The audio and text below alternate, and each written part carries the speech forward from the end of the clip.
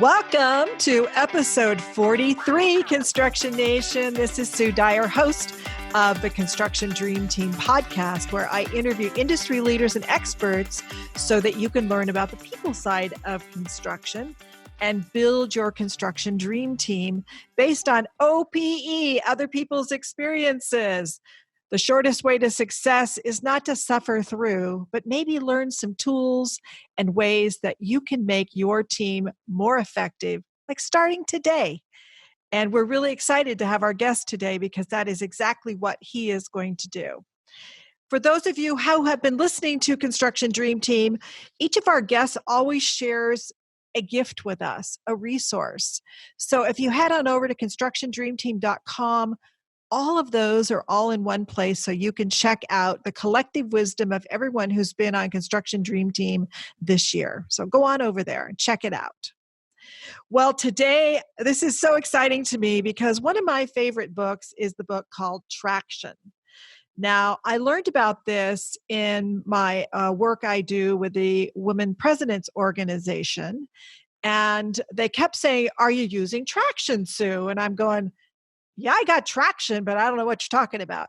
So I read the book, and then I read another book that was created just after this, which is really a parable about how to implement the traction methodology.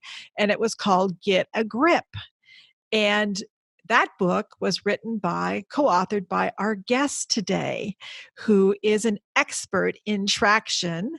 And Mike Paton, known to his friends as Paton, is our guest, and he is the visionary at EOS Worldwide. Now, Paton, as his friends call him, has spent his life working with entrepreneurs. And all of us in construction really have to have that entrepreneurial spirit, whether you own a business or not. You're entrepreneurial. Every project is an entrepreneurial endeavor. So what he's going to teach you can help you at the project level, at the organizational level, and even at your personal level. He is, as I said, co-author of Get a Grip. There's a whole series of traction books. I highly recommend you check them out. They will be in the show notes for everyone to see. And of course, I learned about this and implementing it within my own business, OrgMetrics. It is a beautiful model to help everyone get aligned. And so I highly recommend it.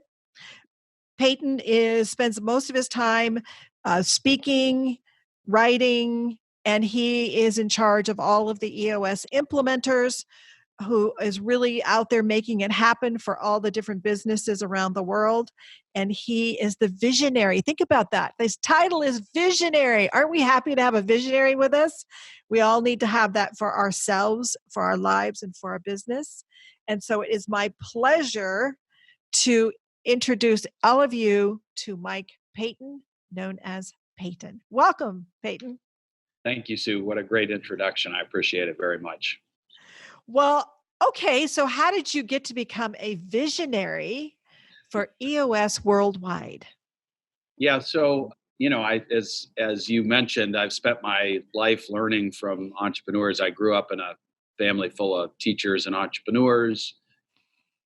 When I left college, I started my career in banking, much to my parents' chagrin, and spent my career in banking learning about the art and science of business and really enjoying the time I spent with my clients significantly more than I enjoyed the time I spent within banks. And ultimately decided to join my first entrepreneurial venture working as a member of the leadership team for one of my clients, which was the first of 4 entrepreneurial experiences where I ran or helped run the company. 2 of those experiences were great successes. 2 were train wrecks, and the last of them was one of those train wrecks that brought me to Minneapolis.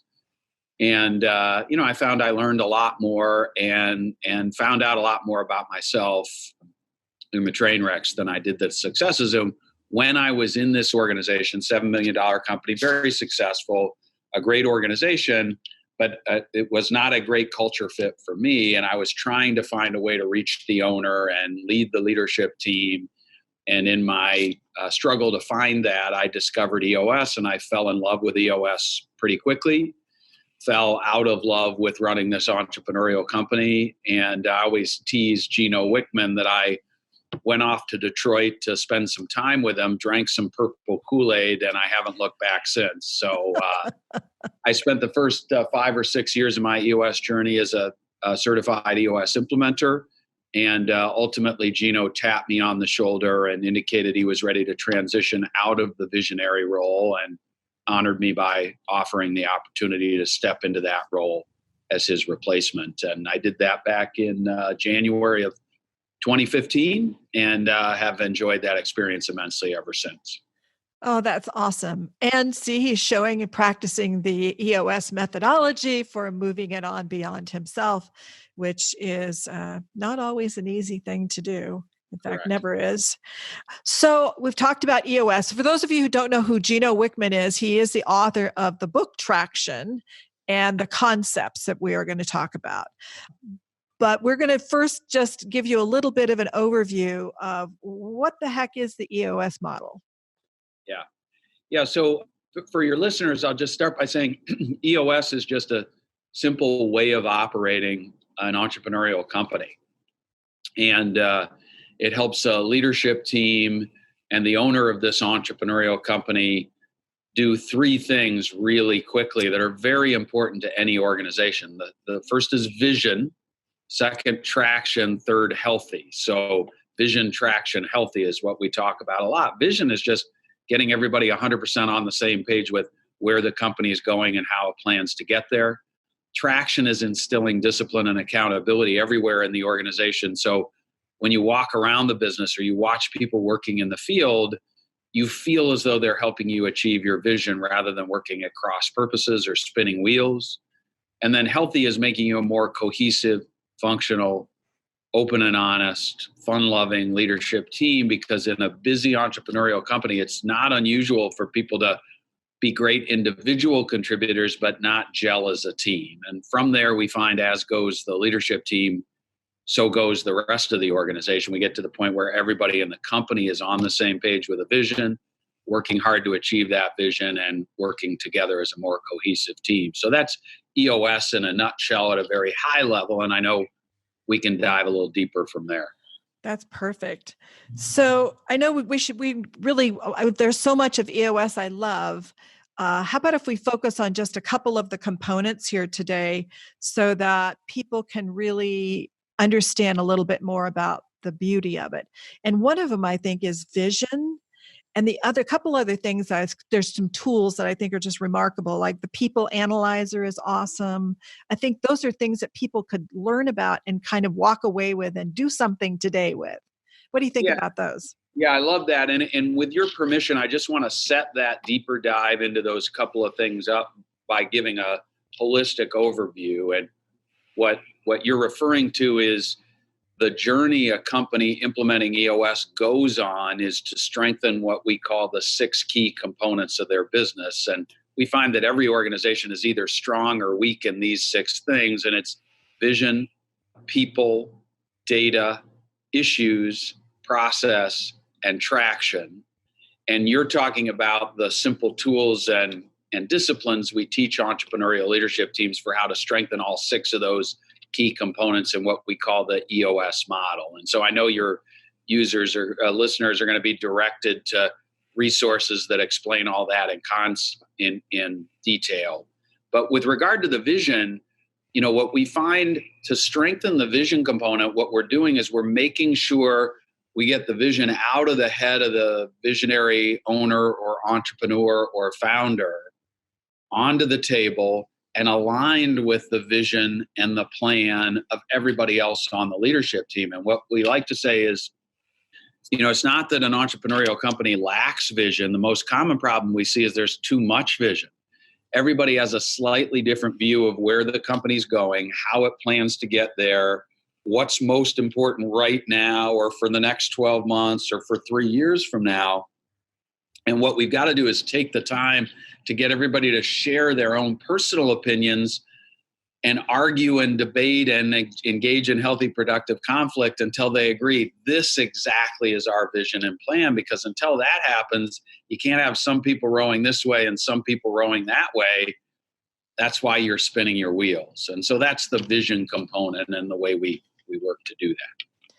Can you talk a little bit about the role of the visionary and other roles leadership might role? Like you might have, what if you have 2 or 3 people at the top?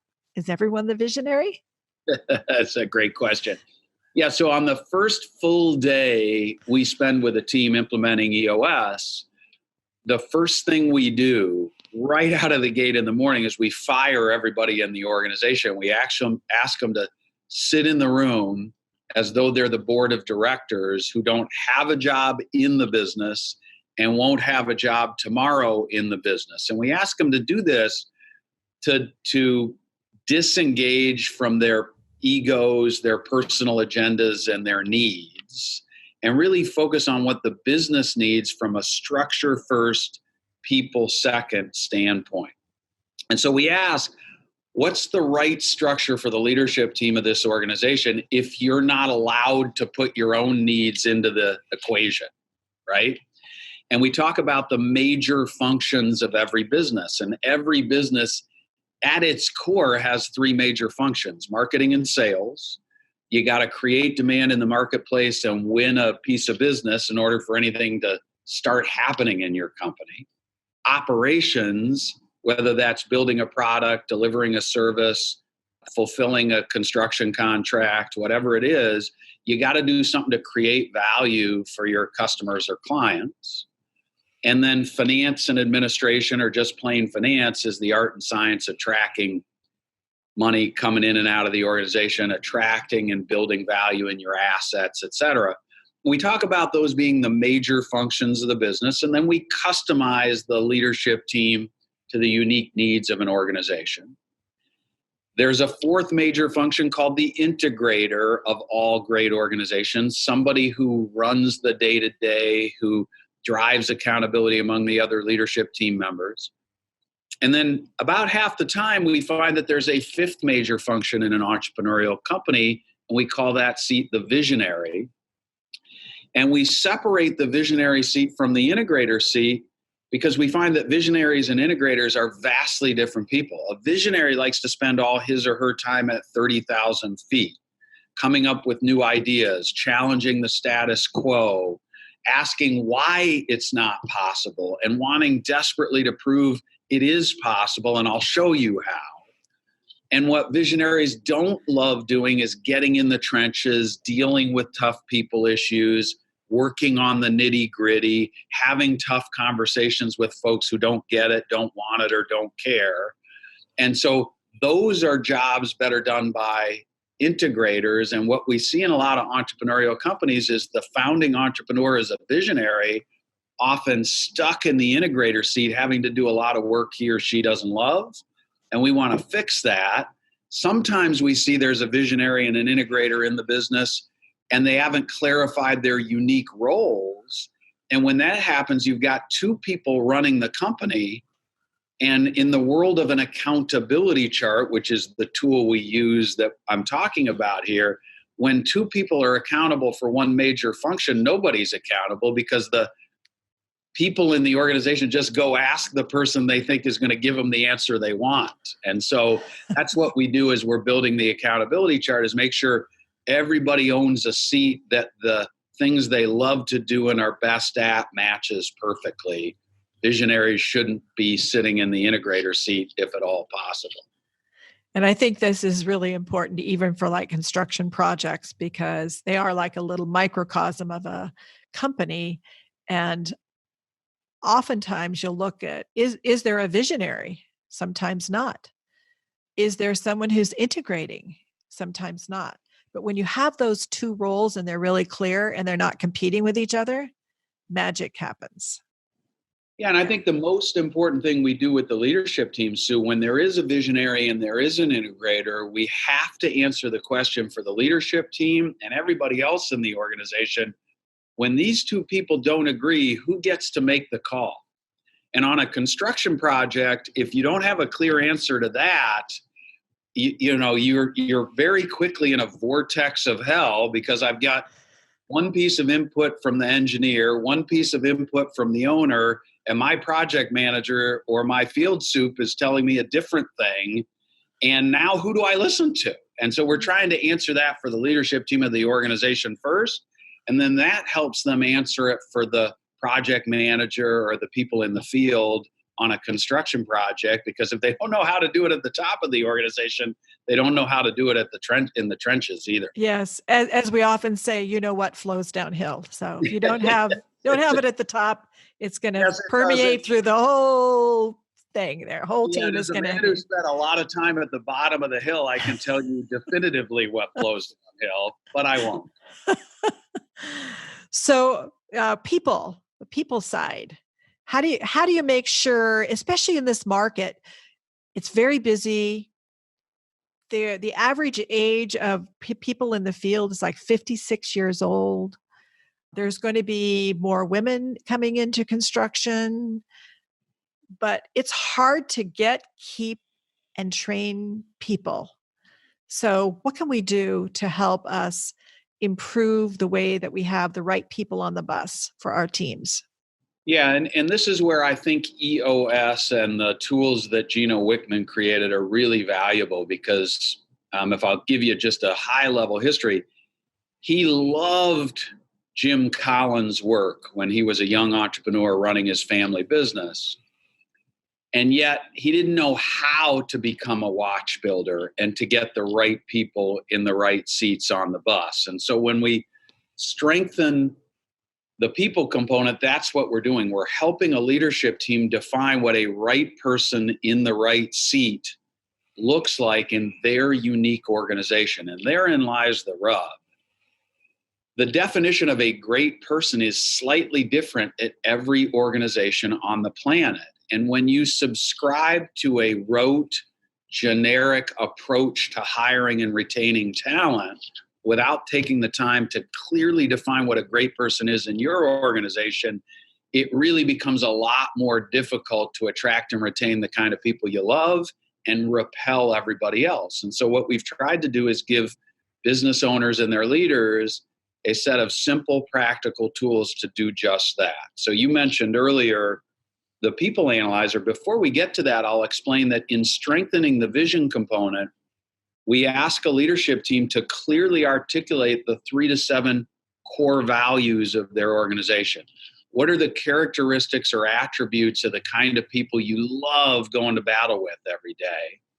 And why don't we write those down and use them as tools to hire, fire, review, reward, and recognize people every day in the business?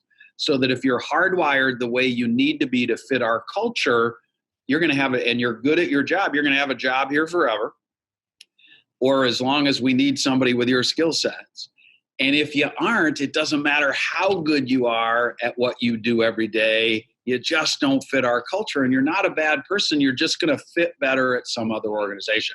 That's what a right person is, and those are the tools, and that's the approach we take to help our clients attract those individuals. The second part of that is right seat. And that's where we talk about you need somebody who's good at their job every day and doesn't need a lot of coaching, redirection, management, correction, coaxing, compensation reviews on a weekly basis because they keep thinking they're more valuable every day, et cetera, et cetera, et cetera. And so we give our clients a set of simple, practical tools to help them figure that out as well. And implementing those tools, people issues just become far more routine. You're having more regular conversations with everybody in the organization. You're way better at coaching people up into their best selves. And when you can't get them there, you get way better at coaching them out because they're going to be happier and more effective at some other organization. I love the idea and the concept. It's so simple but profound that you could have a great person who's in the wrong seat, or you could have a not so great person in the wrong seat, which would be more what we all know. We can all see that. But you could also have a really great person in the right seat, and then you just go, oh my goodness, things just take off. Yeah. And so I love the way that everyone analyzes this little tool. It's very simple, but the little tool that helps you analyze based on the values of the organization is so profound that you can ask yourself, do I have the right people in the right seats? And you can move people around, but do you have the right people in the right seats? Will make a huge difference for you every day as you're leading your team.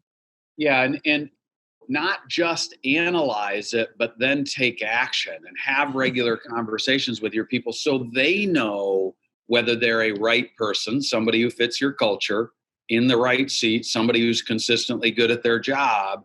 Because what a lot of managers try and do is they try and figure it out alone. And what we're teaching our clients to do, and what we hope EOS gives you the simple, practical tools to go do, is engage your people in this conversation. Because the last thing anybody wants who's a reasonable human being is to come to work every day, not fit the culture, not be good at his or her job, and not know. That would be terrifying to me. I want to be a valuable asset to my organization. I want to be compensated fairly and appreciated for the work I do. And these are tools that help me get what I want while the company gets what it wants out of every one of your people. And I also love the way that, and we probably don't have enough time to go through all of it, but the way that the EOS system deals with issues is pretty magical and astute as well. So maybe you could give us a little bit of a thumbnail sketch of that.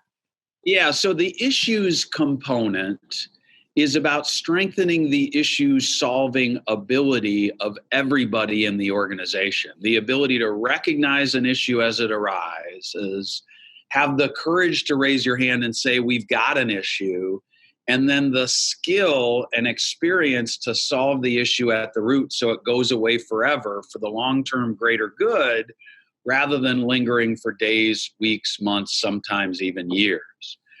And so the two tools we use for that are something called an issues list and IDS, or the issue solving track. And I'll take them one at a time. When we talk about the issues list, what we're really trying to do, a lot of teams learning about EOS for the first time mistakenly believe that's something like a suggestion box or a parking lot of issues. What we're actually talking about is changing the culture of an organization from one where a don't shoot the messenger mindset exists, where when you raise your hand and say, I'm not clear on what you just asked me to do, I'm struggling with this, our clients are upset, there's a project that's off track, you're afraid. And the reason people jokingly say don't shoot the messenger is because somewhere inside them there's a little teeny hint of fear that they're going to get killed if they bring this issue out. And so you have to really work harder than you think to change that culture and get everybody really comfortable getting issues out on the table so we can solve them. And then IDS is a very simple discipline for taking the time, using open and honest conversations and a bunch of other tools for really understanding what is the root cause of every issue before you dive in and try and solve it. And then taking the time to solve it at its root with a decision being made, an action plan agreed upon, and people who are accountable for executing on that action plan identified, so that when you think you've solved the issue, people actually go do a bunch of work to put a tidy little bow around it and make it go away forever. And in teaching our clients how to use those tools, we're improving the issue solving ability at every one of our organizations, not just at the leadership level, but down in the trenches. And I would just mention my construction clients, I've actually got a mechanical contractor coming in for their annual planning session tomorrow. And this is one of the tools they appreciate the most, and they use very consistently at the project level of their organization, because nothing defines a construction project better than the existence of and the need to resolve issues. That's basically what you do for a living, and it's a really helpful tool and technique. Awesome. So I know that you've worked on lots and lots of different companies, different organizations. What do you see as the most common error that you see teams or organizations making? So I've got two or three I would mention quickly, and then you can decide how much deeper we go into one or two of them. But the first thing is the perception at the top of the organization is almost always that it's our lot in life to lose passion and enthusiasm for this business. The second is the assumption that everybody in the organization must be crystal clear on our vision and plan because nobody's knocking on my door, walking into my office and saying, "Hey, Paton, I'm not really clear on where we're going and how we plan to get there and how to be a great contributor to that." And you're chuckling, I can see, but so that's obvious what the issue is there. And then the third thing is there's an assumption that if people don't get it immediately, it must be their fault.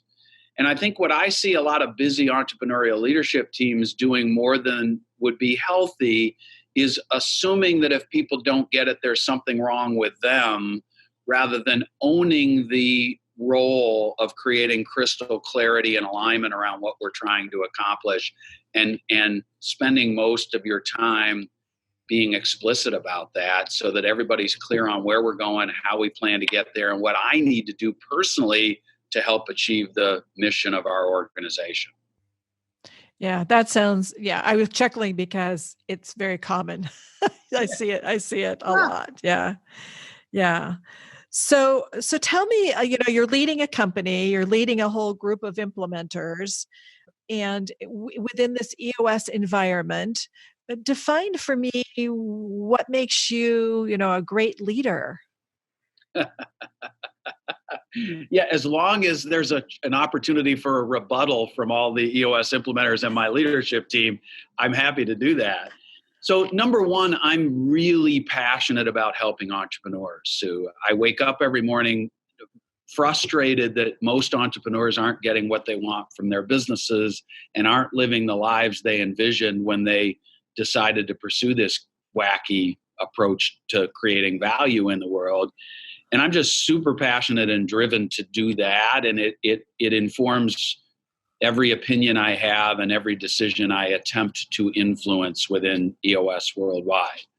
I also believe, having been very carefully trained by Gino Wickman and his founding integrator, Don Tinney, that EOS is a complete set of practical tools that will solve that issue. And so I'm maniacal about what we call EOS purity, evangelizing the value of purely implementing EOS and migrating the EOS tools down into the organization. And so those are the two things that get me out of bed every morning.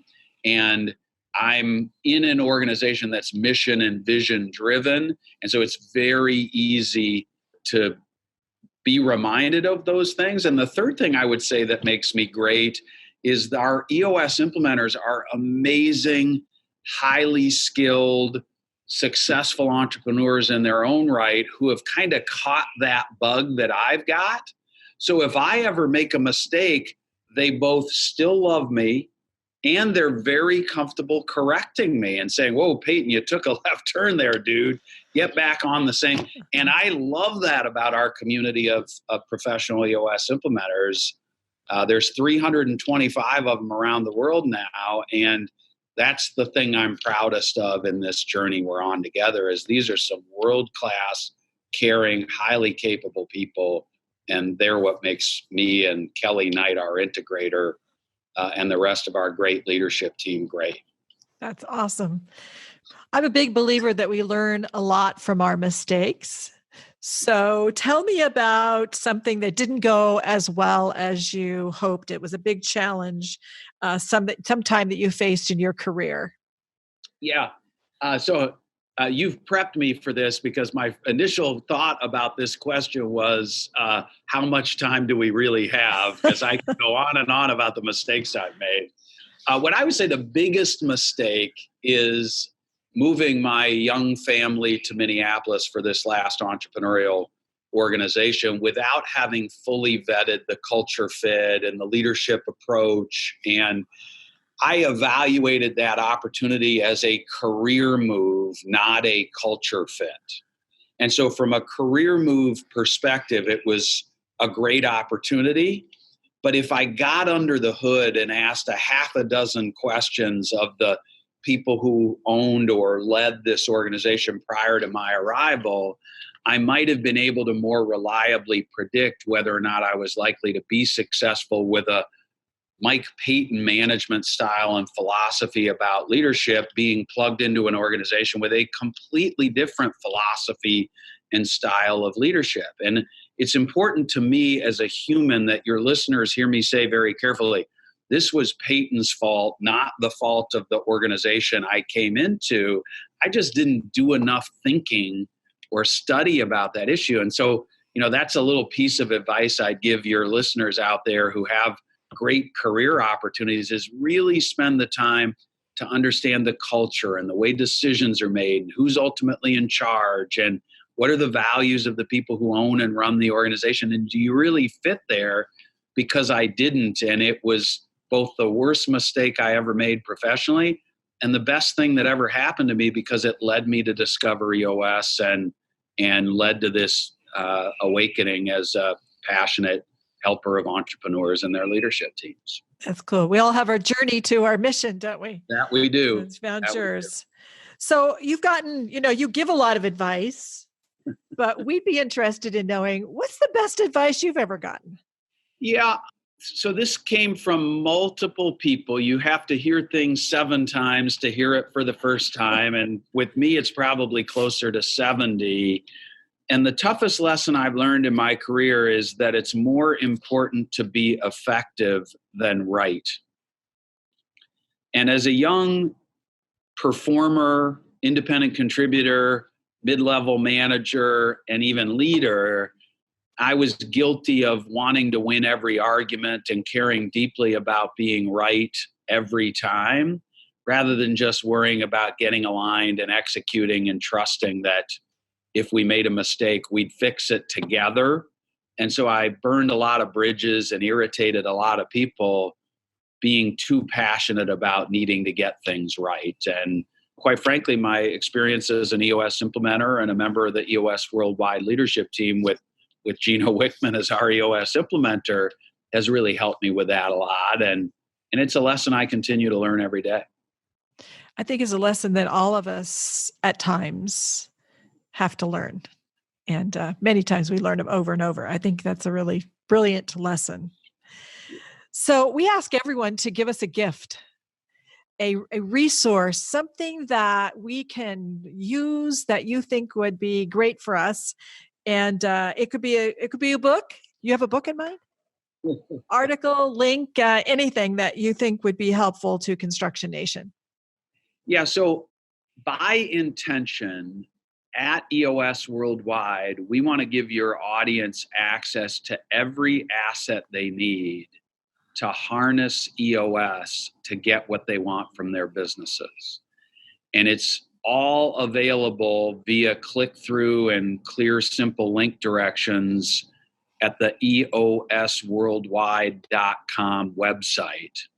This is where you can go find all 5 books in the Traction Library and buy them at a discount directly from the website. This is where you can download a bunch of free tools and watch a great number of really helpful videos, read a bunch of helpful blogs that help you harness EOS to help your business. And it's also where you can find a professional EOS implementer who's a member of our worldwide community to come in and donate 90 minutes of their time to you and your leadership team to help you learn more about EOS and how it might or may not help your business. And so I just direct them to the website, and also invite anybody listening who wants to learn more to reach out directly to me, because we're all united in our passion for helping you get what you want from your business.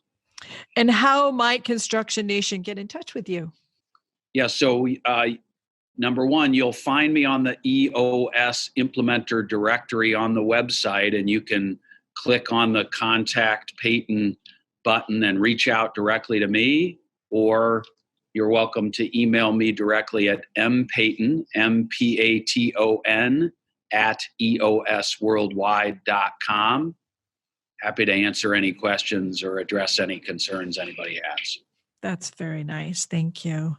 So, what parting advice do you have for us that we could start doing like today to begin to improve how we work in our organizations and that our entrepreneurial ways?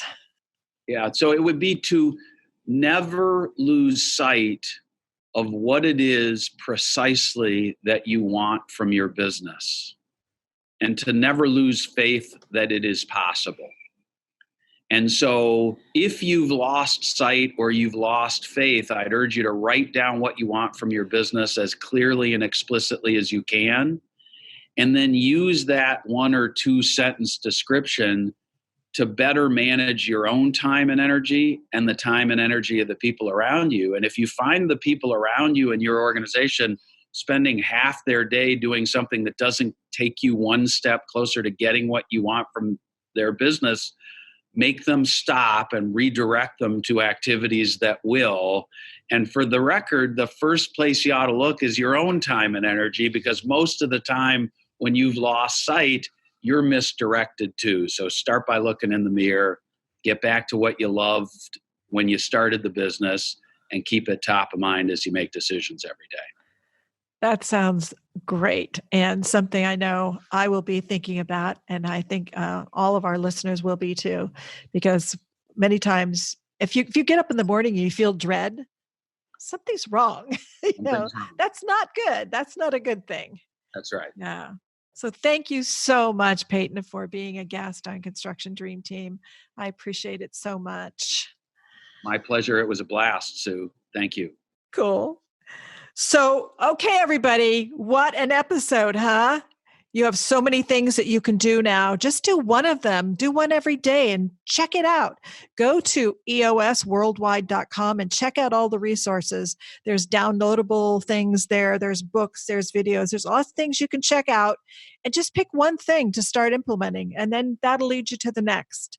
So remember, Construction Nation, dream teams don't just happen. They happen one step at a time. So take the first step today to make whatever you're doing, the biggest challenge you have, better.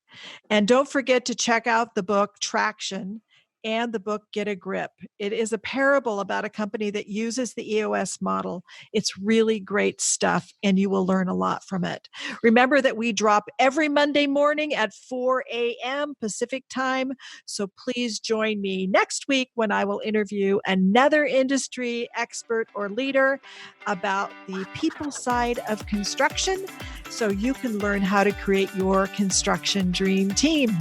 And I thank everyone, and thanks again, Paton. Thanks everyone for coming and joining me. I will check you out next week. Take care.